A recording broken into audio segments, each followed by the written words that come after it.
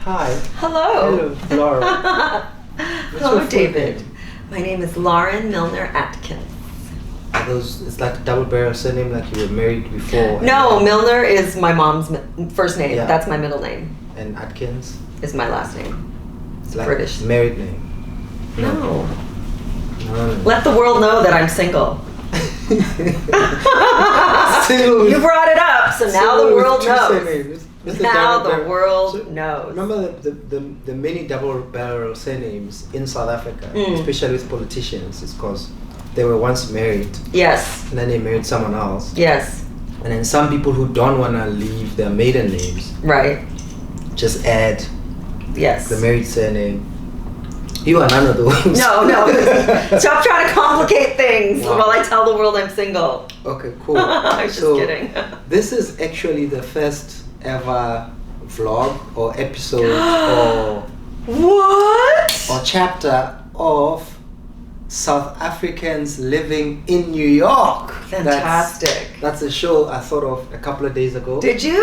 Or an idea. And I'm on the inaugural? Yeah. Well, I have to tell you that this guy that I was using that was going to help me do some filming, Yeah. he hasn't been available because he had to move home suddenly and stuff like that. But I'm starting a new series called Creator Conversation, and I had wanted you on that. So look at this. Wow. It's like a perfect We're storm. here until Friday morning. Okay, so 2 more days. all right. So I might be able to. If you find your person. He's like, oh, I moved. My editing software is everywhere. I'm like, that's no good to me now. Why are you telling me this now? Your editing software should be in your phone or your iPad or your laptop. All right. I'm going to use Unless that it's soundbite. those- I'm going to use that No, soundbite. I mean, look, editing, if you're not editing on the plane, in a car. Listen, I've edited a lot of our trailers for the festival. Yeah. Sorry, Yeah. I'm interrupting you. No, you're not. So, obviously, how I've come to know you, I don't know if, I don't even know who spoke to who first, but I know you've got a web series. It's probably me who found your. No, I don't think so. I think I found you, and then you think followed. so? I think so. I think that it was Gary V that brought us together because I think I saw him post or he retweeted Really? something you said, and so I followed you. Then a friend of mine came to New York last year, and her friend knew you. So, All right, let's start. firstly, I want to talk to South Africans living in New York. All right. Well, how long have you been in New York or between New York? Because you also in Canada. You Yes. were born in South Africa. I was born in Cape Town, and we left when I was 5 and moved to Toronto, Ontario, Canada. Very cold but lovely city. Yeah. You've been, right? I've to been Toronto, to- yeah. I love Toronto. I say it's a clean version of New York. Yeah, it's really lovely. Where everything works. Everything works. It's the most multicultural city in the Yeah. world, which is funny because I learned that from an American channel when the Blue Jays made the World Series. Like, I didn't even learn that growing up there. So it's this wonderful place. But because all of Mom's family is back home, we went back a lot. So there's a lot of Canadians that would spend, their winter vacation in Florida. Like, a lot of Canadians have homes in Florida to escape the winter. We went to Cape Town. Oh, wow. So we, we're really close with the family back home, especially me. Because I was born there and I lived there till I was 5. We went back a lot. Yeah. And so I haven't been back So you now. left South Africa a while ago. Yeah, a while ago. And it's so funny to me because to spend my whole life in Toronto, like, I still speak to my cousin in Cape Town the most out of everybody. Does your accent change when you speak to South African? My accent changes with both, and it's funny. I was on the phone yesterday with the woman that started the company What's Trending, who's going to be on my jury for the festival, and she's originally from Montreal, and I could hear the Canadian accent coming out while I was speaking to her. So yeah, it definitely comes out. It's funny, my nephew was born in Canada, and like for the first 5 years of his life he had a South African accent because of my parents. Yeah. Wow. So when did you start coming to New York? I started coming here like back and forth to visit because I had friends. I had a friend that was modeling here years ago, like over 15 years ago. I was here on 9/11. You know, like Wow. yeah, it was quite a thing. I was staying in Brooklyn, and then since then I started to come back like really for real, back and forth about a decade ago. Did you think of going back to Canada, going back to South Africa when 9/11 happened? Like how much was it like, oh my God, I need to get out of here, or you know what? Okay, I'm in Brooklyn. Yeah, when I was living with a friend of mine who, Jody, like she just broke it down. She's like, yeah, but anybody that doesn't live in New York is going to say to get out of there anyway. She's like, where are the New Yorkers going to go? They're not going to leave. And it's kind of true. There was a real sense of community here, and people were really doubling down on New York. Like the Tribeca Film Festival came out of it because they wanted to bring business into Lower Manhattan. Okay. So yeah, it just kind of made you double down on New York. And it's so funny. Everyone was like, oh, the rents are going to be so much cheaper now. I'm like, the rent's lowered for 5 minutes or something. Like, it's right back to being one of the most expensive places. What do you like about New York? What do I like about New York? Well, I like that it has... See, New York for me, I haven't thought about it in a while, but when I first sort of met New York and fell in love with it, it kind of reminded me of places that I've been to and that loved. So it had the multiculturalism of Toronto. It was sort of fashion forward like Paris, right? Yeah. It was, you know, it was into fashion. Although I think the rest of the world is kind of caught up like that. Like Toronto is pretty fashion forward as well, and Montreal always kind of was. But, and it had like this old schoolness about it that reminded me of Cape Town. That like Toronto was still very new, if that makes sense. Yeah. And I don't know, New York is just kind of like old school like that. Like, once you were here, were you trying to be like, yo, South Africans, you gotta come to New York, or like maybe to you know what? It's so funny. Things have changed so much. So when I lived here the first time, and I would tell people, first of all, they wouldn't even know like what South Africa was. Like things have really changed in New York. Like they'd be like, "Is that near Egypt?" Whereas I swear to God. Whereas now it's like my daughter lives in Cape Town. She's attending university there. I went for the World Cup. I've had people guess I was South African. That never happened my whole life, even growing up in Canada. And I've had Americans be like, oh, or people would see my necklace and be like, oh, is that South Africa? Like, of all the countries, that's where they would guess. The whole continent. The whole continent. It doesn't say South Africa, but they would guess. So, I mean, I think I've even gotten, like, jobs here because I was South African. So they're like, oh, you're from, you know, you have a good work ethic. Yeah. Really? Mm-hmm. Or maybe that was in Canada, but, like, they know. Did you ever have a full-time job? Or like, do you always work for yourself? Or yeah, I've worked. It's funny because I had a meeting just now with a company that does live event coverage, and they talked to me about my festival. And one of their partners was Rogers Communications, which owns the Toronto Blue Jays, and I think they might own other teams now. But I worked at their head office for a while, and their publishing department. I worked for a brief time at the Toronto Star, which my father was the foreign editor for years. So it's the biggest newspaper in Canada. Yeah, I sort of worked around. I've worked in, like, schlepped drinks at a bar. Like, I've done it all. What counted more for you? The job you were doing or the experience? Because I've noticed, for instance, some of the people, or a lot of the guys I probably know, are doing odd jobs that they probably wouldn't even do at home, right? Here in America, you mean? Or yeah. Here, South Africans here, or like literally just trying to get by. Yes. Right? Which they probably could have better jobs back home. Right. But 100%. So do you know the comedian Colin Quinn? I bet you'd know him if you saw him. He was on Saturday Night Live years ago, but his web series was in my festival. So he had this one-man show that he was doing, and it was about countries around the world. And he said, Canada's so boring that people are coming over here illegally just to waitress at Denny's. And like it got but it's true. We are. I could be making six figures in downtown Toronto. I could come here and have fun, right? And so that's what that reminds. I agree. I think it's such an experience to be here. And you meet people here in those odd jobs. And the thing that's really cool, and this is what a friend of the family works in media in Joburg, and she happened to be here for my festival last year, and so she's probably going to come this year to help. And she had mentioned something like that. Like she said, you know, there's no snobbery with those odd jobs here because everyone's trying to survive. Like even people in New York that are really, really wealthy, it's still a competition. Like there's still, you know, I know someone who does very well, but he still rents here. He's not paying. He's not buying real estate in Manhattan because it's so expensive. And I'm sure he could afford it. I just think that you know, I met him because I was waitressing, and Yeah. do you know what I mean? Yeah.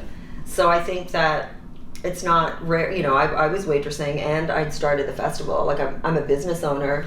I mean, I remember back in the days. I think she's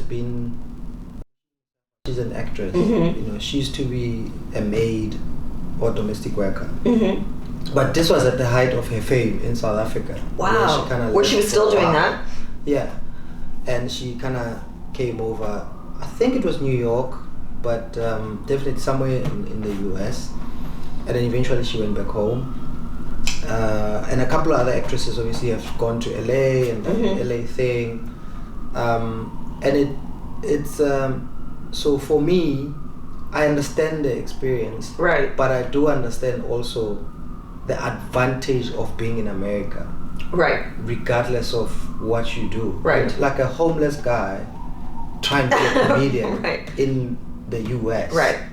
Probably has a better chance of being a huge successful and comedian I have to tell you too, a big time comedian living in South Africa. That's right. I have to tell you too, like as somebody that grew up in Canada, like you think geographically it's so close. When you grow up there, it feels very far from America. Like you feel very far from show business. Yeah, you really do. Even with, and I mean, I'm somebody that, like, I'm not kidding. I went on my first audition like 30 years ago. So I was pursuing acting. In America? No, in Canada. In Canada. Like I was pursuing it. I had connections in the business. I was an extra in so many films and TV shows, because a lot of things are filmed in Toronto, but they're American productions. Of course. So you're better off being here anyway. Like I remember watching, or maybe it was a podcast I was listening to, and like the singer Courtney Love was saying how much she loves New York, but her opportunity, she stays in LA because the opportunities are there. So the offers will come, but it brings her work in New York. Like I think she was on the show Empire. So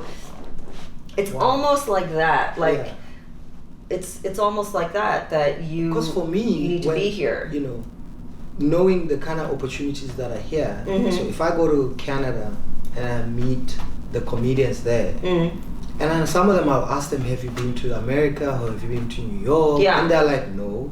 Yeah. I know, and you think it's so close, like, you can drive. Not like an hour, like a 2-hour flight. Right. Or like not even. Yeah. Even get in your car. Yeah, technically I think Toronto and New York, like they have to say it's 90 minutes, but it's not. They just hit altitude and then it's 45 minutes or something.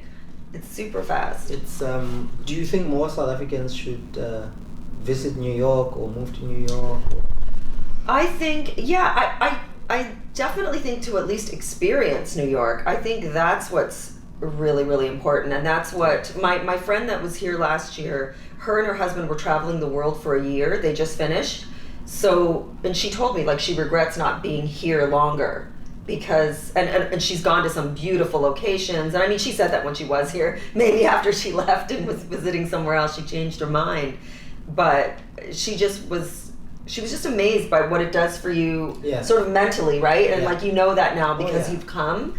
So yeah, for example, I can give an example, and so I'm not even 100% surprised by what the comedians in Canada said to you. So I got a submission question from a series creator in Quebec, and he was asking about like the submission fee or something like that, and he wrote back and said, because he basically wanted to get in for free, and I said no, right? Because it's so expensive. Like we don't get waivers in New York. Like it's expensive to run a festival. So he wrote back, sure, that's no problem. And he was like, totally, Lauren, I understand. I get it. Thank you for responding. And he said, they were waiting on financing or something for their project, and then maybe once they get it, they'll submit to my festival. And my immediate reaction was, if that were a New Yorker, they would work an extra shift at the bar and just pay the money, because you just take the opportunity when it comes. Yeah. Right? Like there's no waiting. And that was like a very Canadian response. Like if we get funding, then maybe. And that's no disrespect to him. It's also very South African. Right. Well, at least very un-United States. That's right. Because people almost do it, whatever it takes here. Like you go to LA, 100%. Half of the town is people that want to be actually in front of cameras. That's right. Behind cameras, but they're doing everything else. You know? And what Webseries has done, and I know like your boy Gary Vee talks a lot about what the internet has done to democratize so much of content, and that you can just create a podcast or create a show or anything. I know years ago when I was sort of doing market research for my festival, there's a big thing here in May called Internet Week New York. And years ago when she was still alive, Joan Rivers spoke there in 2014. And they were like, you know, how would it have changed if you were a comedian starting out now? And she said, I would have gotten a show earlier because I just would have told jokes on YouTube. Like I would have just done it and just, you know, right? Like it's... Yeah. So South Africa, we're still a couple of years behind because people still want to be on TV or think they need TV. Yes. And ironically, it's also... Like I've been on TV and I can be on TV, right? But I turn it down so much, and I'd rather be on YouTube or whichever social media on my own terms. Right, and I think that for South Africans especially, I don't think that, you know, even back to what I was saying earlier about more people in America and more people in New York know about South Africa, I almost think that's to your benefit because it's a place here now that people know more about. So why not promote yourself? And just, you know, I try to pay attention and I read the trades and stuff like that with what's happening in digital media. And just the companies are interested in international talent. That's why whenever I push my festival, I tell them, like, we have people that have flown in from Australia and Brazil and Argentina and Italy and Ireland and across Canada and the US. How many years have you had your... It's our 5th anniversary. Wow. This November. The day before our submissions opened, I attended this women entrepreneur conference in New York, and I learned about how many companies don't see year 5, and we opened for submissions. Like, I'm going to cry talking about it. Like, it doesn't happen. Yeah, thank you. And where do what do you want to get, or what do you think people are going to get out of it, or what do you want to see it do? Well, I wanted it to be a place where hopefully we could show some world premieres of some series, which we have. Right away in the second year, we hosted the world premiere of a series that the comedian Louis Black was doing. And we nominated Jerry Seinfeld for an award. I also wanted it to be a place where creators could sign distribution deals. And that's happened with some of our sponsors. One of our sponsors, Sika TV, is like a Webseries platform. And they've signed some creators to, like, maybe they'll help cover their second season or some exclusive deals like that. So that's been really rewarding. And that just, I find each year that goes by, more and more people reach out and want to be involved. So when we announce the jury in the next few days, we're hoping to announce some more people that want to have, one of our partners is going to offer like an exclusive distribution deal as well. So we're getting ready to announce that. What type of products or projects, or at what stage do people's projects have to be? Is it shows that are already on the web or before they launch or premiere? That's a great question. So we have, so to qualify as a web series, we ask for a minimum of 3 episodes. Okay. And let's say you submitted, you know, the David Show season 1. If you wanted to submit the following year, it would have to be a new season. Oh, okay. So it would have to be a new season. But we've also expanded to pilot episodes.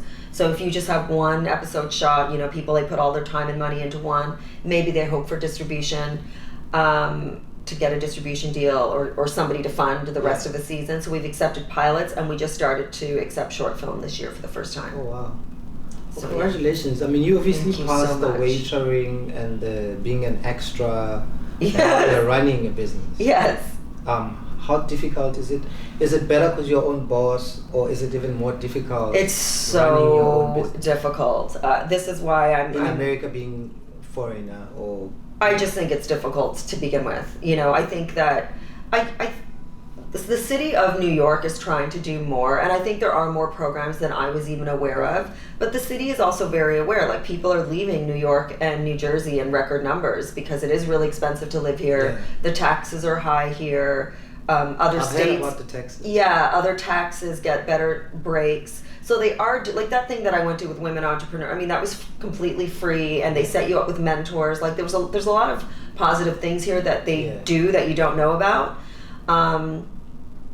So just in general, entrepreneurship is it's a whole other animal, and I'm very grateful for some of the content that Gary Vee has put out, because he does talk about, like, not everyone has the nerves to deal with it. You know what I mean? And so sometimes I think, you know, if I were to walk away and not do it anymore, I wouldn't look at it as a failure. It would just be like, this is best for my health. Like, it's a lot of, you're dealing with creative people, so not everyone's reliable, not everyone takes it seriously, even in New York City.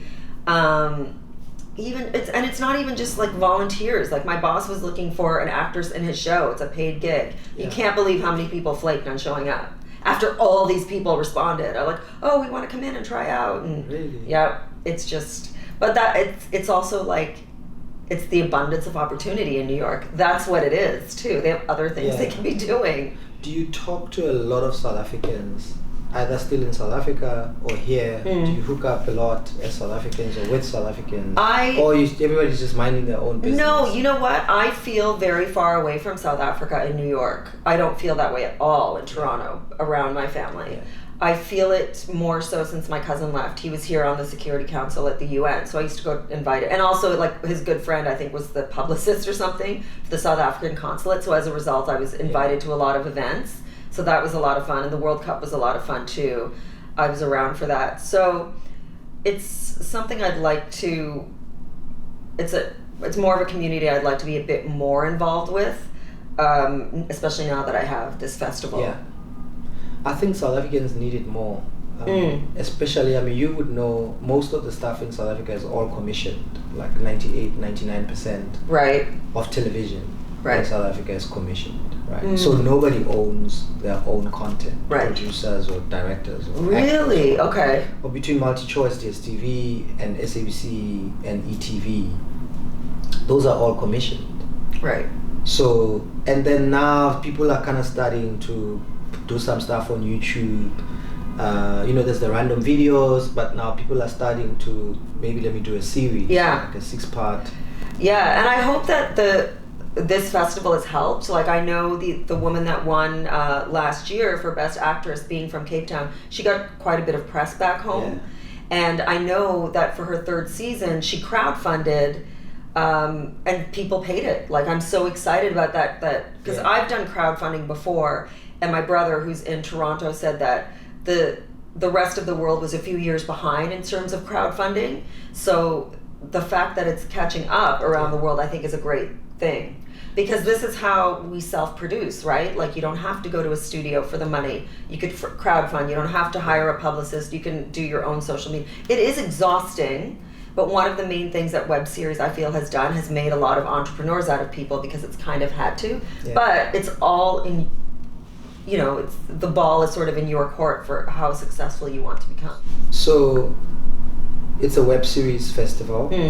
Are you doing just drama, comedy, talk shows? No, it's the length. The length sort of maximum has been 30 minutes, and then how we have it, so it's like it could be short form up to 10 minutes, and then medium 10 to 20, and then long form 20 to 30. Okay. And then I believe for short film the limit for that was 40 minutes. Oh wow.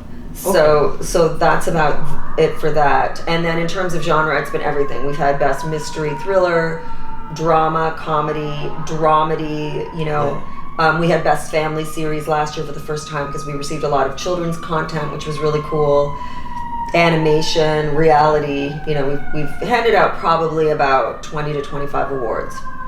That's fantastic. Thank you. Congratulations. Thank you so much. I'll probably call you again because I will do South Africans living in Toronto. So we do New York, Toronto, maybe London. Okay. Maybe LA. I don't want any of my family outshining me in Toronto. I just want you to know so this we'll have to right now. Yeah. Okay. I'm going to be talking over them. Okay, cool. You talk a lot about Gary V and... I know. You don't mind that I brought him up, do you? Follower. Okay. So which social media platforms are you on, or which ones are you not on? And I'll tell you why. Okay. I used to hate getting emails from LinkedIn from people I didn't know, or people who are trying to connect. I've just started getting into LinkedIn. LinkedIn's important. It's changed a lot. Yeah. It's improved much better as an actual platform and the interface and what you can do with it. Yeah. And I just started getting into it. I'm kind of stuck with Snapchat because it's, Instagram pretty much became or added a Snapchat with the stories onto itself. So are you on Snapchat as well? I'm on Snapchat, but I haven't snapped. Maybe I've snapped twice in the past year or so. Instagram, Facebook, Twitter, and now Instagram has got IGTV. Then I'm starting to get into LinkedIn. YouTube for me, I think, is just horrible. I think also the speed and the price of data for my fans in South Africa has affected my traffic or views. Right. And that makes sense. I've got almost 10,000 subscribers, but 97% of my views are non-subscribers on my YouTube channel. Oh, okay. So it's like, when people have, YouTube will judge you because you have so many or so few subscribers. Yeah. But for me, it almost doesn't matter. And I'm sure for some South African creators as well, because people do consume and watch stuff. But the admin of I must join and become a member so that I can subscribe to things. Some people on YouTube, you mean? On YouTube. At least in my experience in South Africa with my following. Some people just don't seem to be interested. I know you've got your Twitter, your Instagram. Does the Fest have like a YouTube channel or it does everything other platforms where people but again I agree with well? that. There was something I wanted to add on there and like YouTube wouldn't let me because there wasn't as many subscribers and this that and the other, and it's like, but it's a business page, like what are you supposed to do? So that kind of irritated me. And everything is NYC Webfest, so it's like Facebook, Twitter, Instagram, Snapchat too, but I think I even took it off my phone, like I can't. So and then YouTube as well. YouTube is mainly just, for now, it's mainly just trailers for the festival and footage from the festival, but it's where we would put, I imagine so, unless something else comes up, where we'll put creator conversation as well. Yeah. Because the goal is to interview people. I think make it part of the fest, so that you build that brand and it's got all the different facets, or at least it rides on the. That's right. The equity you've already built with the festival. That's right. And we've had some big names come through the festival, so why not capitalize on? I think you should do that. Yeah, well, I don't know where Mark is. Apparently his equipment is all over his apartment. He thinks it's funny. That's what he wrote. He's like, LOL, sometimes you have to laugh at life. And I'm like, oh, I'm glad someone's laughing, Mark, because I was hoping to shoot. So keep laughing. I hope I haven't went on too long. Please, I'm the one rambling. And I hope this is not too bad for our fest. Thank you so much. Thank you, darling. That was our first episode of South Africans living in ... New York and Toronto and Montreal. I'm going to be in all of them. That'll be another one. South Africans living in ... Oh, look, it's this girl again.